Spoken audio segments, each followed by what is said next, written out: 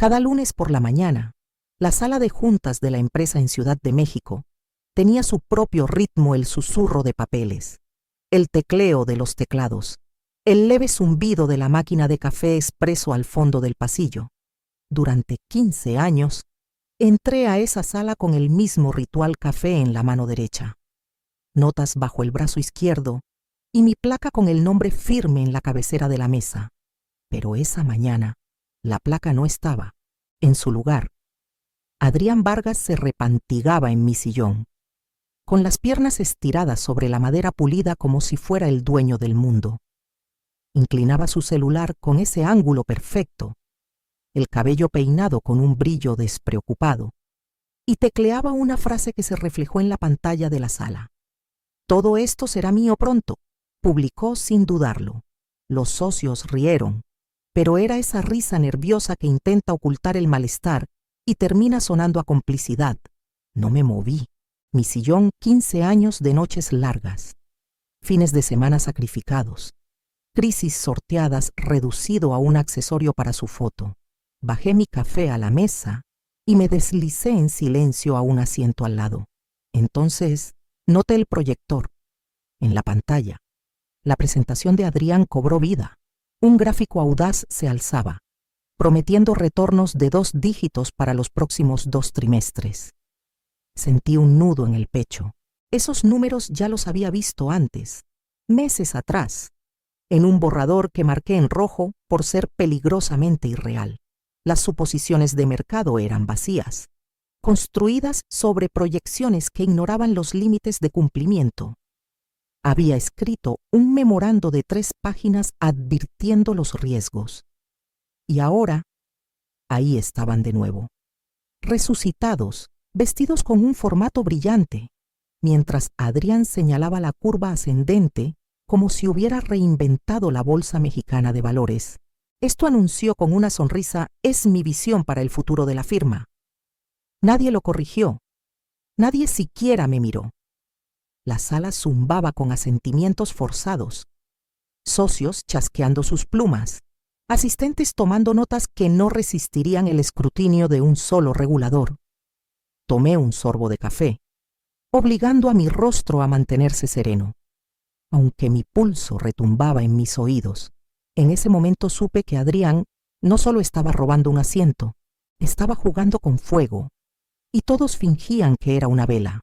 Dejé que mi mirada se detuviera en el gráfico, luego en la sonrisa satisfecha de Adrián. El sillón se había ido, la placa borrada, los números torcidos en un teatro, pero el trabajo de verdad seguía siendo mío, esperando a ser defendido. Cuando me uní a la firma, la oficina en Guadalajara era un cascarón en ruinas. La fusión que supuestamente iba a salvarnos casi nos hunde. Y pasé noches interminables revisando hojas de cálculo hasta que los ojos me ardían. Hubo semanas en las que viví de café de máquina y el zumbido de las fotocopiadoras, intentando cuadrar números que se negaban a sumar. Me decía que era temporal, que los sacrificios valdrían la pena. Para 2008, cuando la crisis golpeó como huracán, arrasando con el mercado financiero, ya me había mudado a Ciudad de México para ayudar a reconstruir. Recuerdo estar en la Plaza Madero a las 3 de la mañana, hablando por teléfono con clientes que temían que sus fortunas se hubieran esfumado. Con paciencia y precisión, logré calmar suficientes manos temblorosas para mantener a la firma a flote. Las vacaciones se desvanecieron. Las relaciones se desgastaron y terminaron rompiéndose bajo el peso de mis horas. Mi padre falleció y yo seguía en una llamada de conferencia. Los pocos amigos que conservé dejaron de invitarme a cenar porque sabían que diría que no. Mi vida se redujo a libros contables, contratos y la disciplina constante de evitar que el caos de otros se convirtiera en colapso. Javier Vargas, entonces ya director general, me dijo una vez frente a una copa de mezcal: «Eres el cimiento, Sofía, invisible, pero indispensable». Lo dijo como elogio. Yo lo tomé como deber. La estabilidad se volvió mi identidad. No necesitaba los reflectores. Creía que el trabajo siempre hablaría más fuerte que cualquier cosa. pero eso fue antes de que los hashtags se convirtieran en currículums y las publicaciones virales reemplazaran los informes trimestrales. Ahora Javier mira a su hijo con orgullo ciego, como si un apellido y un MBA caro pudieran reemplazar décadas de cicatrices. Adrián desfila por los pasillos, lanzando palabras de moda como confeti, sin preocuparse nunca por el peso de las promesas que hace, y Javier, enceguecido por el amor de padre, lo llama visión. Sentada al borde de esa mesa de juntas, entendí al fin la amarga verdad: los resultados no se hacen virales. El ruido sí, y Adrián tenía la voz más fuerte en la sala, mientras yo solo tenía silencio. Pero el silencio, me recordé, también puede tener su propio poder. La presencia de Adrián en la oficina era imposible de ignorar. Caminaba por los pasillos como si la firma hubiera sido construida para él, repartiendo promesas como dulces en un desfile. Los analistas jóvenes asentían, fingiendo admirar su seguridad, mientras el personal senior agachaba la cabeza, renuente a arriesgarse a la furia de Javier por señalar los errores de su hijo. Una tarde, mientras pasaba por las cabinas de vidrio en el piso 12, escuché su voz alzándose sobre el murmullo de los teléfonos. Daba vueltas con su auricular puesto, hablando con un cliente cuyo nombre me detuvo en seco: don Mauricio Salazar. Mauricio era de dinero antiguo, el tipo de hombre que aún firmaba cheques con pluma fuente. Lo había guiado a través de 2 recesiones y un sinfín de trimestres volátiles. Confiaba en mis números porque nunca le vendí espejitos. Nunca disfracé riesgos como oportunidades. Me quedé cerca del vidrio esmerilado, escuchando mientras Adrián prometía rendimientos que desafiaban cada límite de cumplimiento que respetábamos. Crecimiento de 2 dígitos en instrumentos que ni siquiera estaban autorizados. Garantías de seguridad donde no las había. Reía, como si la llamada fuera una charla entre compadres y no un contrato fiduciario. Sentí un calor subir por mi pecho. Esto no era valentía, era una bomba de tiempo. El tipo de error que los reguladores atacan, el que deshace firmas en una noche. Cuando la llamada terminó, regresé a mi oficina. Cerré la puerta y revisé el registro del sistema. Cada llamada estaba grabada, cada propuesta archivada. Descargué los archivos en silencio, etiquetándolos con la precisión de alguien que aprendió hace mucho que la evidencia debe mantenerse impecable. No lo hice por rencor, lo hice porque la arrogancia de Adrián dejaba huellas. Y las huellas siempre llevan a algún lado. Si nadie más estaba dispuesto a verlas, yo sí lo estaba.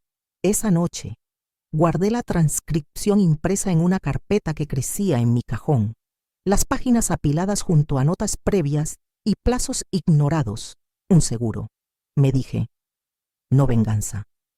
Un seguro contra exactamente esto, porque la arrogancia nunca camina sola, arrastra la imprudencia detrás. Y la imprudencia siempre deja un rastro que alguien como yo sabe seguir. La carpeta llevaba meses en el fondo de la sala de archivos, encajada entre carpetas de cumplimiento que nadie tocaba, a menos que los reguladores vinieran a husmear. La luz fluorescente sobre mí parpadeaba, proyectando un zumbido pálido sobre las filas de gabinetes metálicos.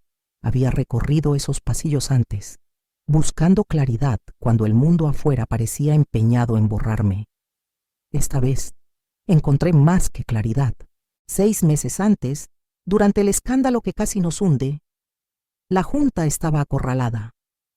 Un socio fue atrapado ocultando pérdidas.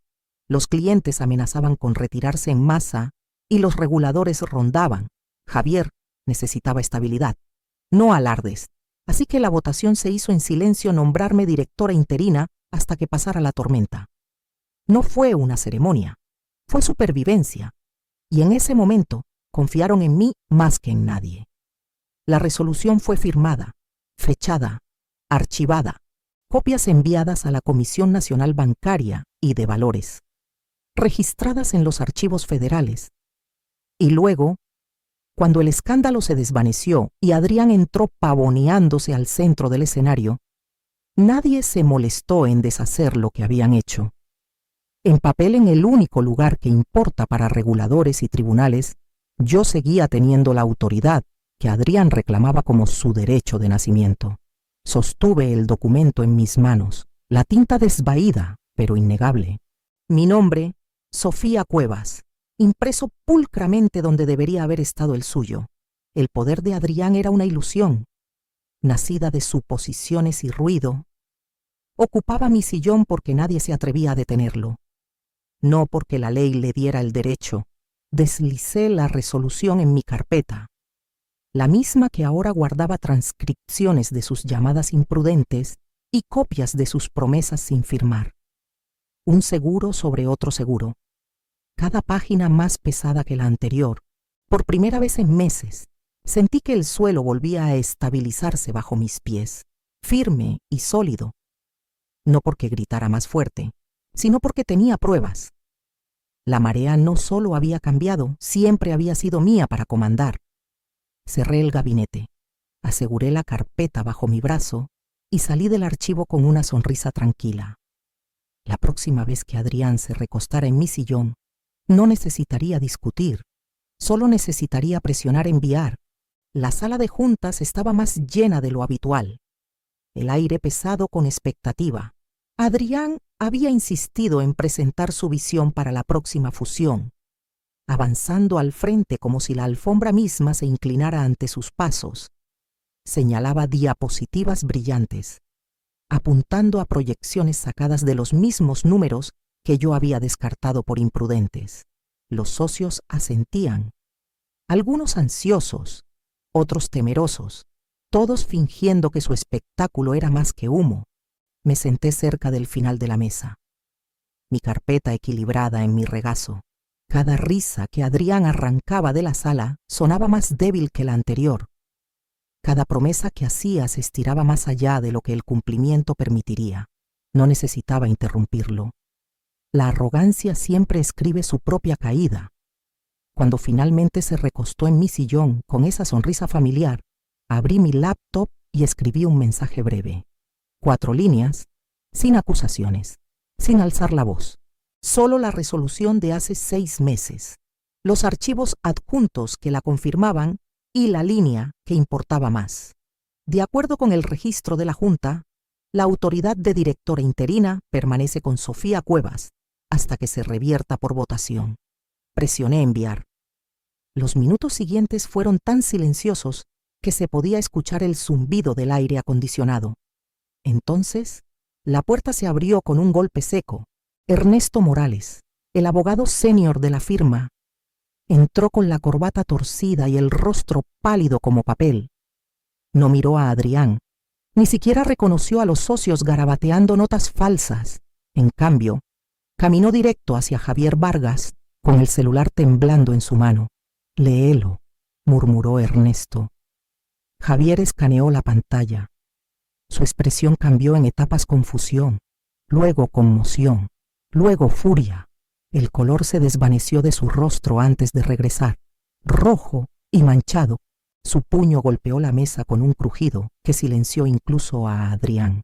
«Llámenla, ahora», ladró, las palabras rebotando en las paredes de vidrio. Levanté mi café a mis labios, el sabor amargo anclándome mientras la sala se congelaba. Nadie se movió, ni los socios, ni los asistentes, ni siquiera Adrián, cuya sonrisa se tambaleó hacia algo más cercano al miedo. No levanté la vista de mi taza. No necesitaba hacerlo. El mensaje ya había sido entregado, y su eco apenas comenzaba a extenderse. Para la mañana siguiente, el edificio ya no sonaba a negocios como siempre. Los teléfonos sonaban demasiado, las puertas se cerraban con rapidez, y los susurros se deslizaban por los pasillos como humo bajo las puertas. Los asistentes intercambiaban miradas nerviosas mientras cargaban pilas de archivos de una oficina a otra, sus brazos temblando lo suficiente como para delatar el miedo. Podía escuchar la voz de Ernesto Morales resonando detrás de puertas cerradas, cortante y afilada, hablando con reguladores que ya habían captado el rastro de los documentos que yo había sacado a la luz. La fusión alguna vez proclamada como inevitable, estaba ahora en pausa. Los socios susurraban sobre clientes dudando, sobre correos de oficiales de cumplimiento, pidiendo aclaraciones que nadie estaba preparado para dar. Mi bandeja de entrada se llenó más rápido de lo que podía borrar, y entonces un mensaje aterrizó como una chispa en pasto seco.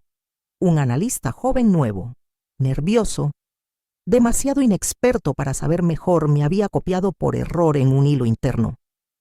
Adjunto estaba un contrato preliminar que Adrián ya había soltado a la prensa semanas atrás.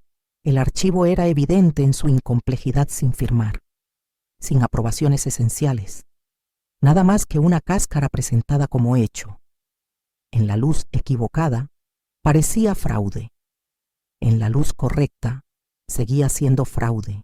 Imprimí el documento, lo guardé en mi carpeta y caminé con calma a la oficina de Javier.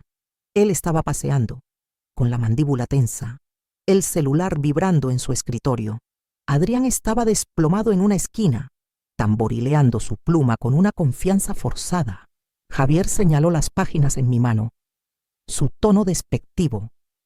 Es solo papeleo simbólico, nada más. Dejé que el silencio se alargara antes de responder. Entonces muéstrenme la votación que lo revoca. La sala se quedó quieta.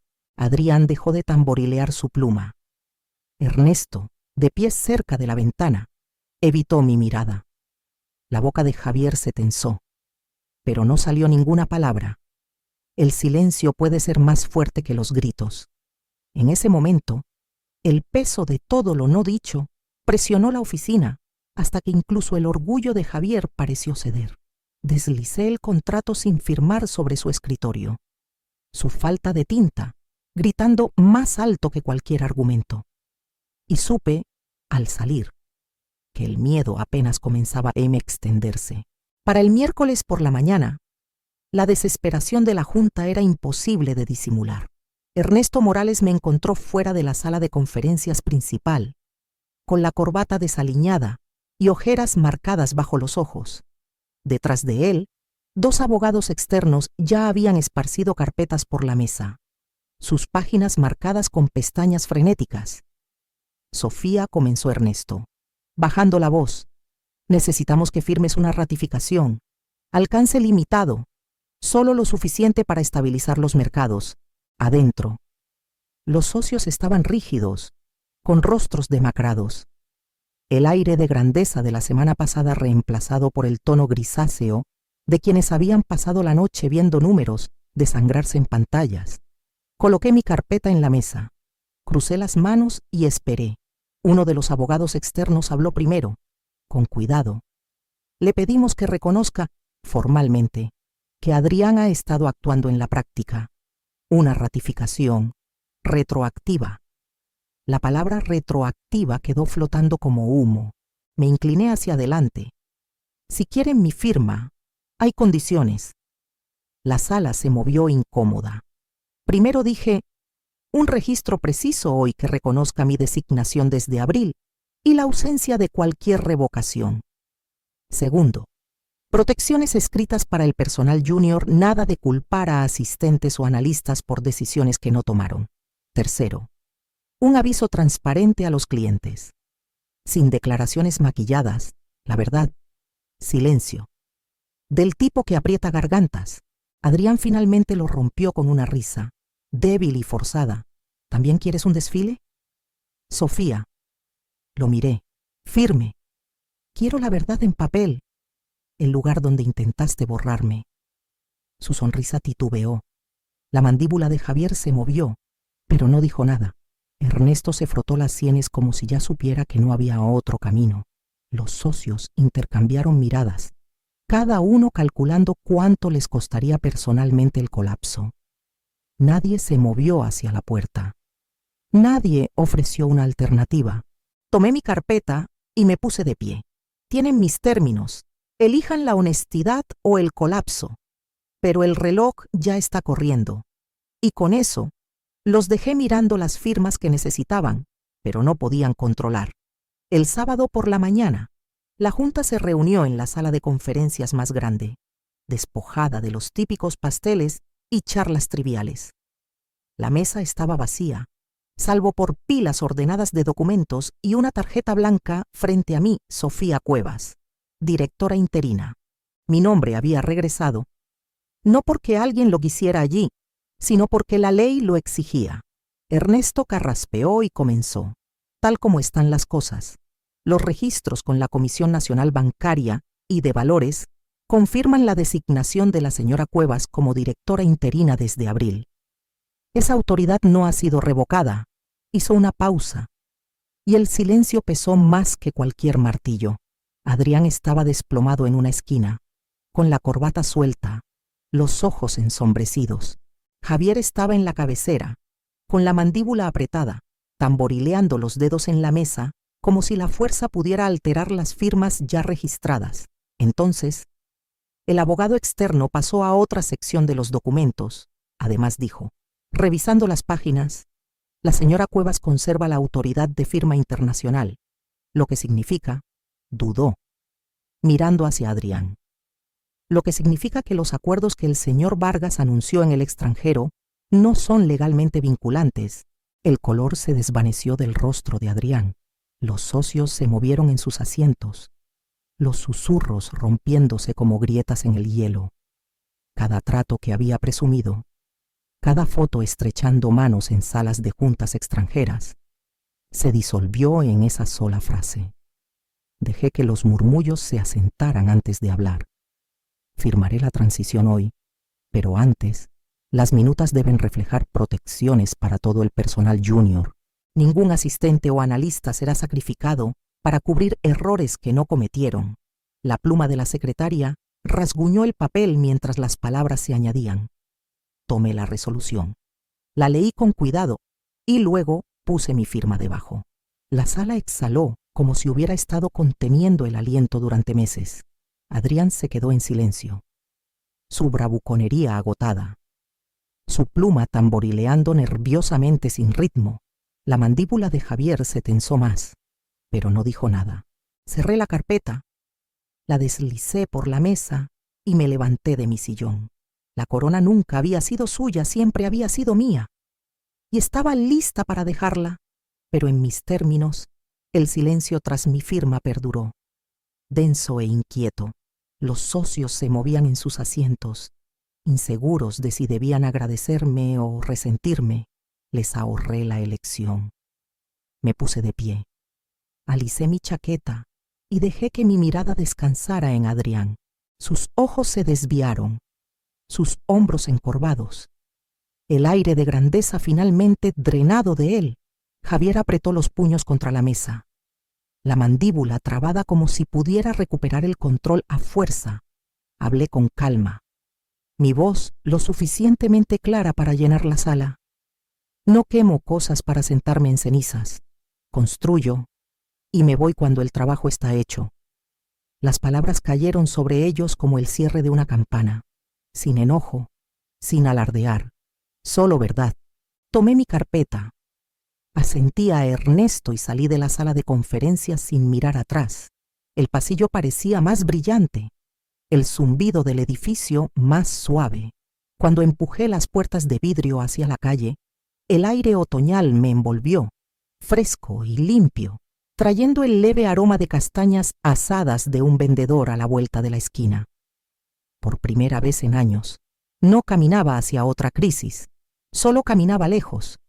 Mi celular vibró en mi bolsillo. Un nuevo correo iluminó la pantalla. Ramírez y Asociados. El asunto decía, queremos platicar. Una firma rival con recursos, alcance y la visión para ver valor donde otros habían intentado borrarlo. Dejé que la esquina de mi boca se alzara, no por venganza, sino por liberación. Esto no era un triunfo sobre Javier o Adrián, era la libertad de ellos. La libertad de elegir dónde pondría mi energía, quién merecía mi estabilidad y quién la había desperdiciado. Guardé el celular, inhalé el aire fresco y seguí caminando. La ciudad bullendo a mi alrededor como si nada extraordinario hubiera pasado.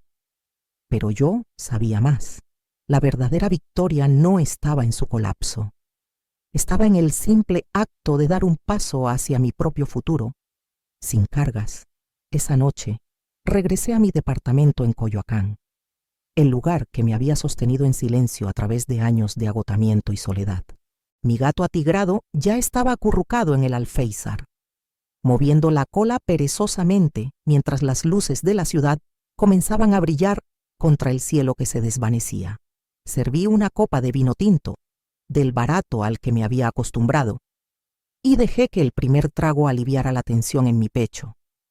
El día se repetía en fragmentos: la sala de juntas, las firmas, el silencio de Adrián, la mandíbula apretada de Javier, pero ya no me pesaban. Su enojo, su orgullo, sus ilusiones de poder les pertenecían a ellos, no a mí. Miré la carpeta en mi mesa de cocina, ahora más delgada sin la resolución que finalmente había devuelto a sus manos. Los papeles que alguna vez sentí como un escudo se habían convertido en prueba de algo mayor. La arrogancia puede ser tendencia por un momento, pero el papel dura más. Los hashtags se desvanecen, las sonrisas se borran, pero los registros y las firmas sobreviven al ruido. Javier y Adrián estarían enredados con los reguladores durante meses. Cada promesa imprudente que Adrián había hecho, cada atajo que había tomado, ahora sería examinado bajo la luz implacable del cumplimiento. La Junta se apresuraría a salvar lo que pudiera, pero su imperio de ruido ya se había resquebrajado. Yo, mientras tanto, ya me había alejado. El correo de Ramírez Aña Asociados esperaba sin abrir en mi celular, paciente y prometedor. No tenía prisa. Por primera vez en años, mi futuro no estaba dictado por la crisis de alguien más. El gato ronroneó suavemente, presionando su cabeza contra el vidrio, y sentí algo que no había sentido en años. Paz. Pensé en cada momento en que intentaron borrarme, cada vez que el silencio fue confundido con debilidad, y luego sonreí. Sabiendo que mi verdad nunca había sido borrada, estaba escrita, en tinta, todo el tiempo. ¿Por qué? ¿No es la justicia más silenciosa la que te deja libre?